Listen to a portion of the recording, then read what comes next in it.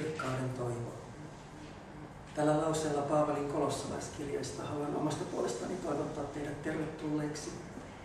Ja kuten alussa jo tuli ilmi, nimeni on Marko Myllyniemi. Tänään 22. heinäkuuta on paitsi Pridein aloituspäivä, myös Magdalan Marian muistopäivä. Ja minä edustan ekumeenista Magdalena-ryhmää, joka tietääkseni on ainoa selkeästi HLPT-ystävällinen raamattu- ja rukouspiiri Tampereella. Tilaisuuden lopussa teillä on mahdollisuus kysellä lisää, jos kiinnostaa, ja ottakaa ilmainen kortti, jos on meidän nettisivun osoite. Ja kuten myös tuli ilmi, niin edustan tässä tilaisuudessa myös ekumeniaa aktiivisena jäsenenä pienessä kristiyhteisössä, jossa minulla on ilo saada olla avoimesti homo ja hyväksytty omana itsenäni. Tiedän kuitenkin, millaista on, kun uskonnollinen liike kertoo sinulle, että et saa toteuttaa seksuaalisuuttasi, koska se on synti, sairaus ja luonnottomuus. Silloin ristiriidat repivät kahtaalle ja se voi olla pitkä ja tuskallinen prosessi. Minulla oli lopulta jäljellä 2 vaihtoehtoa, joista toinen oli hylätä usko kokonaan. Ja tiedän ihmisiä, joille näin on käynyt. Ja se on aika ymmärrettävää, mutta minusta se on vain toinen ääripää. Toisena vaihtoehtona omalla kohdallani kristiyhteisö oli minulle se viimeinen oljenkorsi, joka liioittelematta pelasti minut henkiseltä kuolemalta. Jouduin kyllä kulkemaan läpi sielun pimeän yön, Jumalan poissaolon ja vaikenemisen kokemuksen, josta mystikot kertovat. Mutta lopulta tulin tuntemaan uudelleen elävän Kristuksen, joka kulkee vierelläni läheisimpänä ystävänäni. Rakastan kirkkoani yksinkertaisesti siksi, että rakastan Kristusta, joka ensin rakasti minua niin paljon, että antaa itsensä kokonaan minulle leivässä ja viinissä, vaikka itse kykenen antamaan hyvin vähän itsestäni. Haluan siteerata edesmennyttä kirkkoherra Voitto Viroa, jonka kirjoista pidän hyvin paljon ja voin niitä suositella lämpimästi. Luterilaisena pappinakin hän oli ennakkoluuloton totuuden etsijä. Jotain siitä kertoo sekin, että hänen yksi hänen kirjoistaan on nimeltään Valitut haukkumakirjat. Hän kirjoitti 1965 kirjassaan Totuuden sanakirjan muun muassa näin. Kristillinen vapaus on sitä, että meille ei anneta ainoankaan asian yksityiskohtaista, muodollista ratkaisua. Meille annetaan vain henki, jonka varassa elämää tulee pyrkiä elämään, rakkaus. Ja rakkauden hengessä kunkin meistä tulee pyrkiä tekemään ne johtopäätökset, jotka meidän tajunnallemme kuvastavat Kristuksen henkeä. Emme ole sidotut ainoankaan ihmiseen, emme Paavaliin, emmekä Lutteriin muista puhumattakaan. Emme ainoankaan kirkkoon, emme missään tapauksessa siihenkään, jonka palvelua parhaillaan suoritamme, koska sidottuna oleminen ei saattaisi olla palvelua. Emmekä ole sidotut Raamattuunkaan. Kuinka näin saattaa sanoa? Eikö tämä johda uskonnolliseen anarkismiin?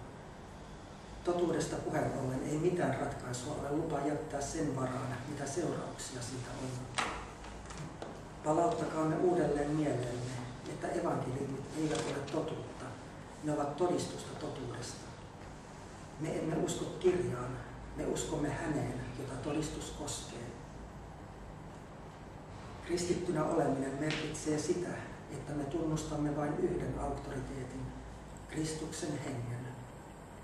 Eikä kukaan saa määritellä meille, mitä Kristuksen henki meille merkitsee. Kukin tajuaa sen omalla tajunnallaan. Ja Jumala on rohjennut jättää valtakuntansa olemassaolon niin hauraan astian kuin ihmisen tajunnan varaan. Meillä on kristityn vapaus olla riippumattomia ihmisistä ja riippuvaisia vain siitä, mikä meille kirkastuu Jumalan tahdoksi. On selvää, että tästä on seurauksena mielipiteiden valtava paljous, mutta muuta mahdollisuutta ei ole. Ei ole mitään niin inhottavaa asiaa kuin yksimielisyys uskonnollisissa asioissa. Sillä kun ottaa huomioon, millaisia me olemme, yksimielisyys voi johtua ainoastaan henkisestä terrorista. On uskonnollisia ryhmäkuntia, joiden keskuudessa vallitsee ehdoton yksimielisyys. Tällainen yksimielisyys on pelottava, huolestuttava asia. tutustukaa siihen ryhmään, niin havaitsette, että sen keskuudessa vallitsee henkinen pakkovalta, uskonnollinen diktatuuri. Näin siis voittoviro. Kerran muun pappi antoi sellaisen määritelmän kristillisyydestä, joka parhaiten vastaa minun näkemystäni. Kristitty on jokainen, joka tunnustautuu kristityksi. Kukaan toinen ei voi päättää sitä puolestasi. Kristus tuntee kyllä omansa. Kristittynä oleminen on matkalla olemista, tyhjinvailusta. Kristus on tie. Koskaan ei pidä lakata etsimästä, kolkuttamasta ja pyytämästä. Todellinen eheytyminen sanan varsinaisessa merkityksessä ei ole muuttumista muuksi kuin on, vaan tulemista enemmän omaksi itsekseen. Se on tasapainon saavuttamista uskon ja seksuaalisuuden välillä. Kristinuskon perustana on inkarnaatio, sana tuli lihaksi, ja päämääränä on ruumiin ylösnousemus. Jo Siinain vuorella Jumala paljasti luontonsa Moosekselle palavassa pensaassa. Minä olen se, joka minä olen. Mekin saamme sanoa näin, sillä meidät kaikki on luotu Jumalan kuviksi. Jeesus sanoi hedelmistään puu tunnetaan. Kuinka usein uskonnollisissa piireissä hedelmät näyttävät olevan raakoja tai mätiä. Yhtäältä suvaitsemattomuutta ja tuomitsemista, toisaalta pelkoa ja ahdistusta. Ja kuinka usein evankeliumissa toistuukaan lause, älkää pelätkö.